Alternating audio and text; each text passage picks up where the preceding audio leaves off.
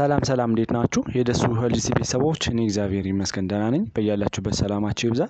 ዛሬም እንደተለመደው በአንድ ጠቃሚ ርዕስ መጥቻለሁ። በዚህ ርዕስ በደንብ እንድንማማር የፈለኩት ስለ ቢፒኤች ወይም ደግሞ በወንዶች ላይ ሊከሰት የሚችል የፕሮስቴት እጢ እድገት ምን ችግሮችን ሊያስከትል ይችላል የሚለውን በደንብ ለእናንተ ልነግራችሁ ነው የመጣሁት ማለት ነው። ከዛ በፊት እንደተለመደው ለቻናሌ አዲስ የሆናችሁ ሳብስክራይብ ያደረጋችሁ ቪዲዮውን እስከመጨረሻ እንድታዩ ስል ጠይቃለሁ። ወደ ቪዲዮ እንሂድ። ወደ ዋናው ሀሳቤ ስገባ ቢፒኤች ያልን የምንጠራው እንግዲህ ብዙ ጊዜ የፕሮስቴት ሳይዝ እንዲጨምር የሚያደርግ የበሽታ አይነት ነው ማለት ነው። በተለይ ደግሞ ይሄ ቢፒኤች ያልን የምንጠራው ቤናይን ፕሮስቴት ሃይፐርፕላዥያ ወይም ደግሞ የወንዶች የፕሮስቴት እጢ ከመጠን በላይ ማደግ ሊያስከትል የሚችለውን ችግሮችን ነው በደንብ እንድንመማር የፈለኩት ማለት ነው።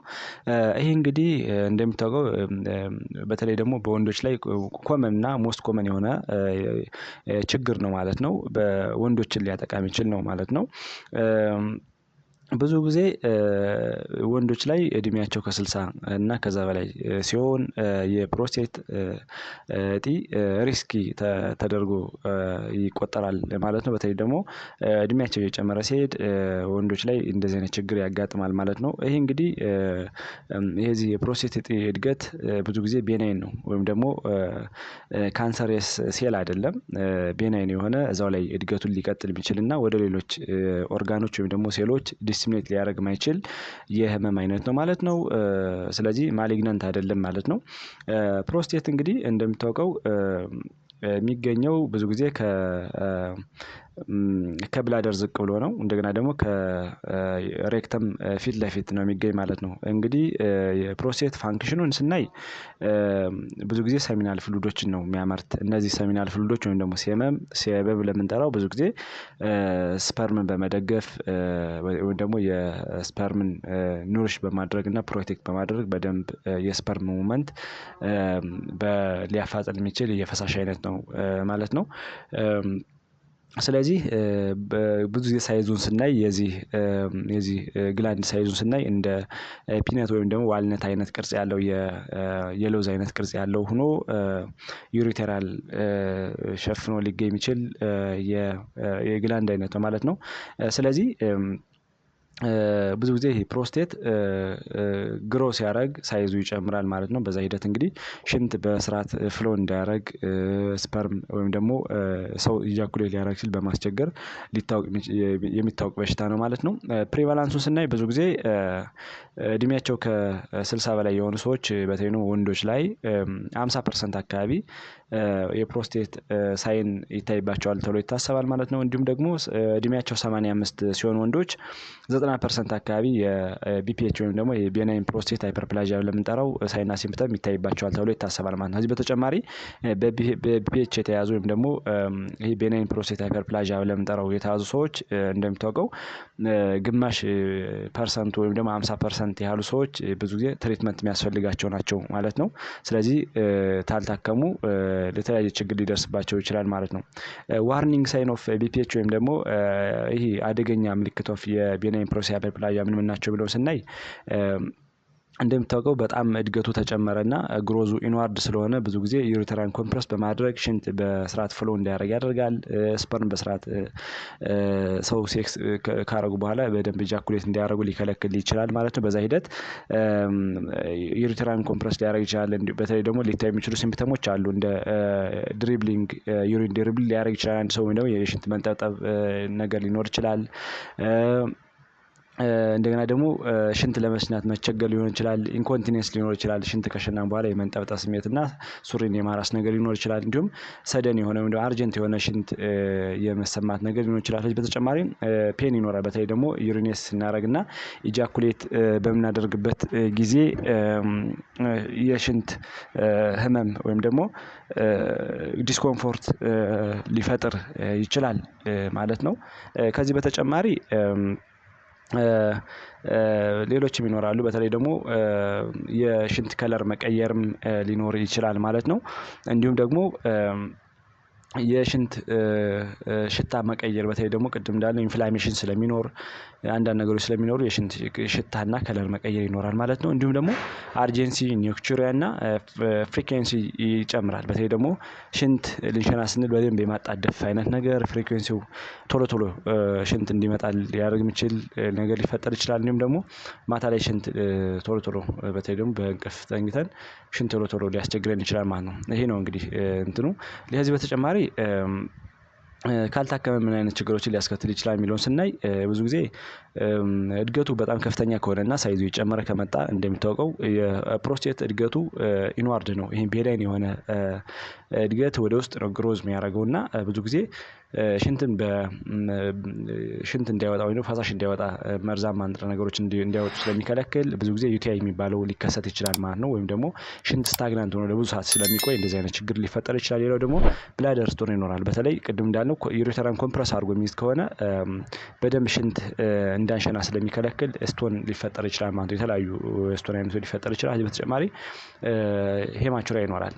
ቅድም እንዳልነው ላሰሬሽን ስለሚኖር ኢንፍላሜሽን ስለሚኖር ወይም ደግሞ አንዳንድ ነገሮች ስለሚኖሩ የሽንት ከለር መቀየርና ደም የሆነ ሽንት ልንሸና እንችላለን ማለት ነው። ከዚህ በተጨማሪ ኦብስትራክሽን ነው። በተለይ ደግሞ ቶታሊ ኦብስትራክት ሊያደርግብን ይችላል ወይ ደግሞ ቶታሊ ብሎኬጅም ሊፈጠር ይችላል ማለት ነው። እንዲሁም ኪድኒ ላይ ሬናል ፌለር የሚባለው ነው ኪድኒ ፌለር ሊገጥመን ይችላል ማለት በተለይ ደግሞ ኒፍሮሊቲያሲስ፣ ሃይድሮኒፍሮሲስ እና ሌሎችም ነገሮች ፐልቪስ ላይም ችግር ሊፈጠር ይችላል ማለት ነው። በዛ ሂደት ለኩላሊት ችግር ልንዳረግ እንችላለን ማለት ነው። እንዲሁም ኮዙን ስናይ ብዙ ጊዜ ቴስቴስትሮን ወደ ዲሃይድሮ ቴስቴስትሮን እንዲቀየር የሚያደርግ አንድ ኢንዛይም አለ። ይሄ ኢንዛይም 5 አልፋ ሪዳክቴዝ እየተባለ ይጠራል ማለት ነው። በተለይ ደግሞ ቴስቴስትሮን ኢዝሊ ወደ ዲሃይድሮ ቴስቴስትሮን እንዲቀየር ምክንያት ሊሆን ይችላል ማለት ነው። ወደ ዲያግኖሲሱ ስንመጣ ወይም ደግሞ ወደ ምርመራው ስንመጣ ሂስትሪ እና ፊዚካል ኤግዛሚኔሽን ኮምፕሊትሊ ፔሸንቱ ሆስፒታል ከመጣ ወይ ደግሞ ጤና ተቋም ከመጣ በኋላ ሊታይ ይችላል ማለት ነው። በተለይ ደግሞ ፊዚካል ኤግዛሚኔሽን ብዙ ጊዜ ዲጂታል ሬክታል ኤግዛሚኔሽን ለምንጠራው በተለይ ደግሞ በፍንጢጣ በመላክ እጅን ያለውን እድገቱን ወይም ደግሞ ሳይዙ ጨምሮ አልጨመረ የሚለው መለየት እንችላለን ማለት ነው። ከዚህ በተጨማሪ ኢቫሉዌት ማድረግ እንችላለን። በተለይ ደግሞ ሴቨሪቲ ሲምፕተሞችን ቅድም ያለውን አርጀንሲ፣ ኒክቹሪያ፣ ፍሪኩዌንሲ፣ ዩሪን ኮንቲነንስ ብለውና 5 ስኮሮችን በማየት ሴቨሪቲውን ማየት እንችላለን። ከዚህ በተጨማሪ ዩሪን ፍሎ ቴስት ማድረግ እንችላለን። በተለይ ደግሞ ሽንት ከሸናን በኋላ ምን ያህል ሬዚዱዋል ቮሊዩም አለ የሚለውን የሽንትን መለየት እንችላለን ማለት ነው። በተለይ ደግሞ ከ50 ኤምኤል በላይ የሚቀመጥ ከሆነ አሁን እንዳልነው የሆነ ዩሪተራ ላይ ችግር እንዳለ የሚያሳይ ምልክት አለ ማለት ነው። ከዚህ በተጨማሪ ሲስቶስኮፒ ብለን የምንጠራው የዚህ የካሜራ አይነትን በመጠቀም በብላደር በመግባት ያለውን ሂደት መለካት ይችላል ማለት ነው። ወደ ምርመራው ስንሄድ ብዙ ጊዜ ቀላልና ጅምር ከሆነ ብዙ ጊዜ ሰዎች በደንብ ፎሎ አፕ እንዲኖራቸው በማድረግ ወይም ደግሞ አፖይንትመንት እንዲኖራቸው በማድረግ ምንም አይነት ምርመራ ላይደረግ ይችላል ማለት ነው። ወይም ደግሞ ዎችፉል ዌቲንግ ይባላል ይሄ ሂደት ማለት ነው። ምክንያቱም ሰዎች ክትትል ኑሯቸው ያለውን በየወሩ የተመላለሱ ሆስፒታል ያለውን ሂደት በመከታተል ያለውን የፕሮሴስ እድገት ማወቅ ይችላሉ ማለት ነው። ነገር ግን አንዳንዴ ትሪትመንት እና ሜዲኬሽን የሚያስፈልግበት ሜካኒዝም ሊፈጠር ይችላል ማለት ነው። በተለይ ሜዲኬሽኖች አሉ። ለምሳሌ እነዚህ ሜዲኬሽኖች አንደኛ ሪላክስ ፕሮስቴት እና ዩሪተራል ማስሎችን ሪላክስ ሊያደርጉ የሚችሉ ለምሳሌ እንደ ቴራዞሲን፣ ዱክሳቶሲን ብለን የምንጠራቸው፣ ፍሉፎዛሲን ብለን የምንጠራቸው የመድኃኒት አይነቶች አሉ ማለት ነው። ከዚህ በተጨማሪ ሌሎች መድኃኒቶች ደግሞ ለምሳሌ የዲሃይድሮ ቴስቶስትሮንን መጠን ሊቀንሱልን የሚችሉ ማለት ነው። ወይ ፕሮዳክሽኑን ሊቀንሱልን የሚችሉ የመድኃኒት አይነቶች አሉ። ለምሳሌ ፌናስትራይድ ብለን የምንጠራው የመድኃኒት አለ፣ ዲዩታስትራይድ ብለን የምንጠራቸው የመድኃኒቶች አሉ ማለት ነው። ስለዚህ የሁለቶችን መድኃኒቶች ቅድም የጠቀስናቸውና እነዚህ መድኃኒቶች ኮምባይን አድርገን በመጠቀም ትልቅ ኤፌክቲቭ ማግኘት እንችላለን ማለት ነው። ነገር ግን በመድኃኒት ማይስተካከል ተሆነና እድገቱ አሁንም እየጨመረ ሽንት ለመስራት መቸገር፣ ህመም ካለው ከፍተኛ የሆነ ችግር የሚያመጣ ከሆነ ሰርጀሪ ይሰራል። በተለይ ሰርጀሪ እንደሚታወቀው የፕሮስቴት ቲሹዎችን ሽንትን ብሎክ ያደረገውን ወይም ደግሞ ሳይዙ የጨመረውን መጠን መቀነስ ነው። ለምሳሌ ትራንስዩሬተራል ሪሴክሽን የሚባል አንድ ፕሮሲጀር አለ።